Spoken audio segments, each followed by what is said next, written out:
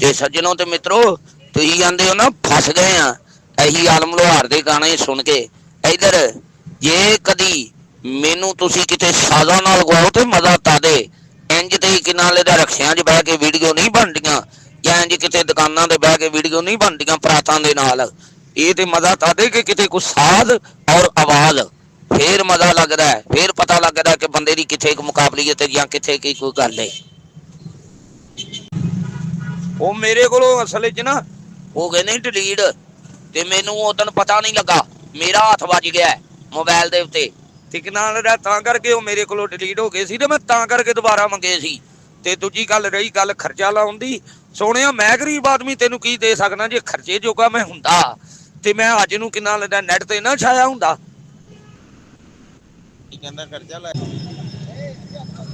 ਉਹ ਸੱਜਣਾ ਤੇ ਮਿੱਤਰਾ, ਕਿਨਾਂ ਲੈਦਾ ਜਿਹੜਾ ਨਾ ਮੇਰੇ ਕੋਲ ਉਦੋਂ ਹੋ ਗਏ ਸੀ